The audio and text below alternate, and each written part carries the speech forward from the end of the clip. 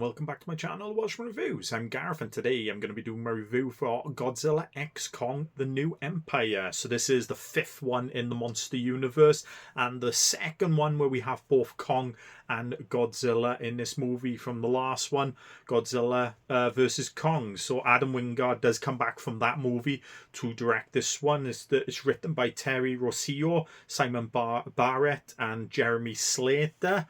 It does star, it's only a few returning characters from the last few movies, and that is Rebecca Hall as Eileen Andrews from the last movie, Brian Tyree Henry as Bernie Hayes, and Kaylee Hottle as Gia, who was the last surviving member of her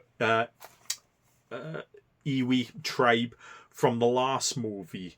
So this movie kind of picks up a little bit from the last movie, where I think the beginning of the movie is just showing where Kong and Godzilla are right now. So Kong is pretty much learning the ways of Hollow Earth. He's getting chased down by packs of like wild big beast dog type creatures.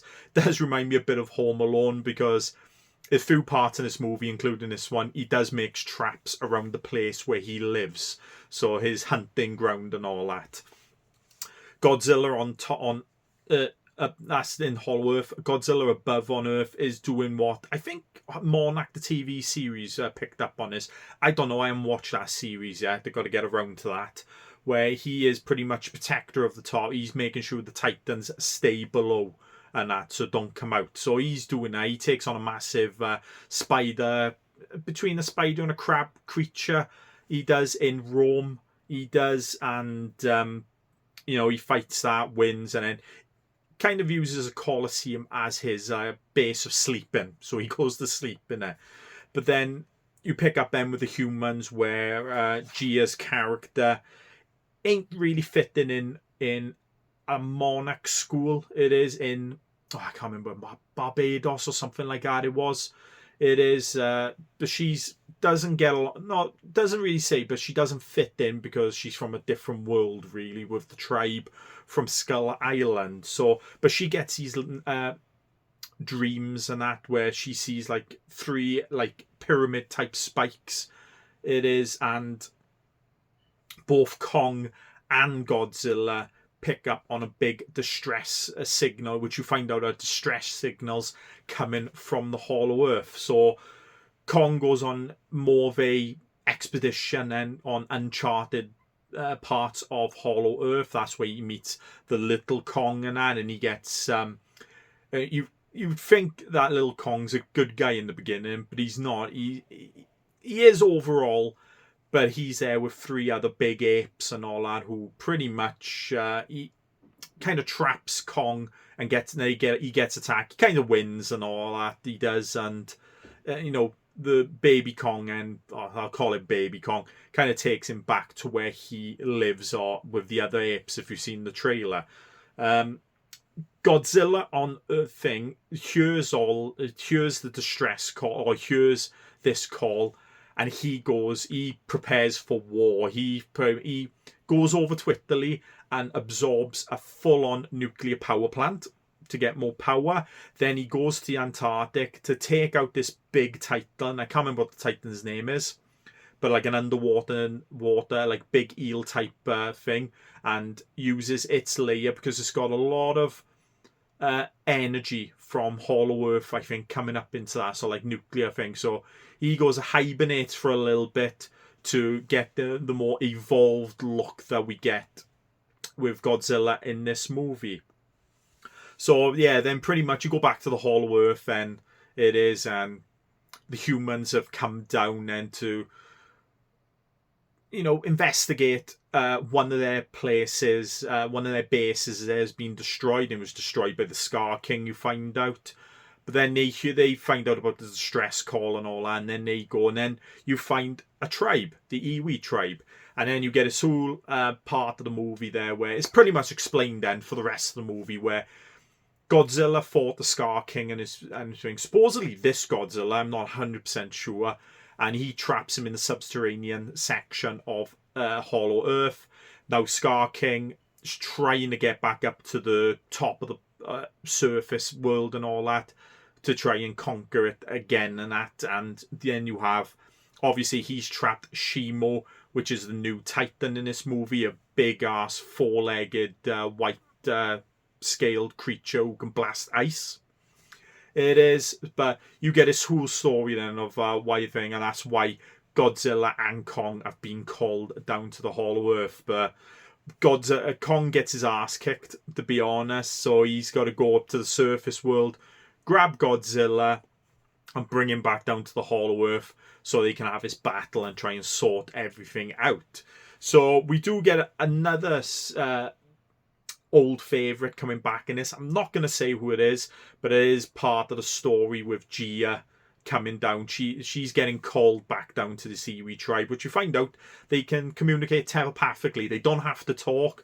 They can talk through their minds and that. So, but she is integral of getting this Titan back so they can help Godzilla and Kong out in this situation. So overall, a very what can I say about this movie, to be honest? I wasn't the biggest fan of it, to be honest. I personally think, and this is me, and I've only watched it once, but it's the worst one out of the series, in my opinion. I've kind of enjoyed the other ones a lot more than this one.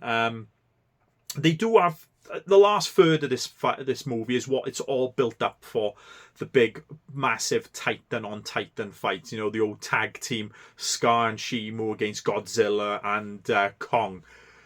So that's what it's all built up for, and I gotta admit, that last third of the movie, brilliant. Absolutely loved it. Love me a bit of monster on monster fighting and all. I think I've said it on this channel before, I love this type of movie really overall. It is. But after watching Godzilla -1, what a total flip of a movie this is to that. But I didn't expect this to be like that movie. As much as I loved Godzilla -1, this was never going to be like that movie. But overall, it is some really good fight scenes. Go into some of my positives and negatives. I think I've hit my points of this movie. I haven't got many positives. The most monster on monster action. You got Godzilla fighting two Titans. You only see him fight one really and all that, and a little bit of the underwater one. Kong fights a few as well. He's taking on a pack of dogs, and then he takes on, then the mini Kong tries to get him eaten by this big eel type creature in a lake, and then the Kong on Kong fight, the gorillas on gorillas fights then, and then you have the big fight scene right at the end as well. It's an okay human story, but it's in my dislikes as well.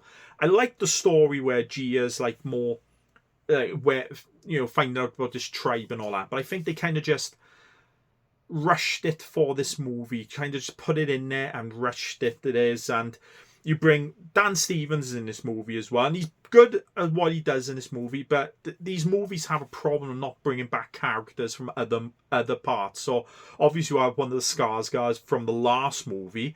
He's not in this movie at all. You don't see Millie Bobby Brown and her father are not in this movie as well. This problem I had from the last one and all, where you have Charles Dance's character, like the general or the army guy from Godzilla, King of the Monsters, not returning at all in any of these movies. So it's a little bit disappointing not seeing some returning ones in these as well. It is. So, but I didn't mind the story. I think it is a good human story, but it's not expanded on enough. It's kind of just rushed straight in, unfortunately. They do have a good little chat with Trapper, because he's like a dentist, he is, because Kong's going infected tough, and he comes in, but he knows Irene Andrews from Rebecca Hall's character from college, so he's kind of just forced into this thing. Like, he is like a vet, let's say he is, so he does tend to Kong's wounds and that in this movie. But yeah, I'm hoping if they do another movie after, if they at least bring him back with the other characters and all, and try and have a consistent cast throughout these whole movies. So we'll go into my negatives now, and like I said, the human story felt a bit rushed, so I won't go much into there. The rest is, Scar King is a very poor antagonist for this movie. He's only in it a little bit, but he's not in it that much, really. And every time he is in it, he doesn't really get the upper hand with his fight with Kong. The first fight between them all, they're a little bit even. He does get the upper hand a little bit, but Kong kind of gets the upper hand then on that. And that's when he brings Shimu into it, which he controls with a... on the end of his whip, he has a... like a crystal which controls Shimu, which gives her pain, makes her in a lot of pain, and then she does what he commands it does. But again, Shimu was very much nice, good look, good, like the look of the Titan, something a bit different. But you know, reading into this movie and coming into it, you're expecting it to be the big fight. Oh, he's gonna dominate thing. Yeah, it dominates Kong. But when Godzilla comes onto the scene and all that, Godzilla kind of has the upper hand, really. That's what I felt like in this movie, it is. So yeah, kind of a very poor antagonist, especially after when we had King Ghidorah, who is like the big Godzilla, the Godzilla antagonist, to be honest. You know, he's on par with God, or probably a bit tougher than Godzilla. Godzilla does really need a big power-up to kind of destroy King Ghidorah. So it's a little bit poor as you learning into this movie with Scar King and Shimo are going to be these two big bads. They don't really do much in the movie, unfortunately. It is. And I think similar to this movie, to the last one, it felt like a few movies all blended into one. Like, Godzilla really has a backseat in this movie. He's not really that prominent in the movie until you get to the end of the movie, the last third, really. So the last two movies do feel like they're more Kong-esque movies than a Godzilla and Kong movie. And it's similar for this one. It's more of a human Kong one where you could probably split it up into two movies, to be honest, for that. So, but yeah, overall, I wasn't the biggest fan of this movie. I give it a 5 out of 10. Maybe on multiple watches, I'll like it a little bit more and all that. But I probably do class it the worst out of the 5 movies they brought out for this one. But that's really just in my opinion. Give it a 5 out of 10. I do say, if you like this type of movie, you're gonna love it, but you get a bit of tiredness from the other movies and that. So I'd like to see a little bit something outside the box in the next movie. But yeah, overall, I enjoyed the last third. The first half I wasn't that bothered with, but like I said, I think 5 out of 10 is a fair score for this movie. If you like this review, give it a thumbs up, leave a comment below, and if you'd like to see more videos, I guess, please subscribe to my channel. I'll see you next time. Bye.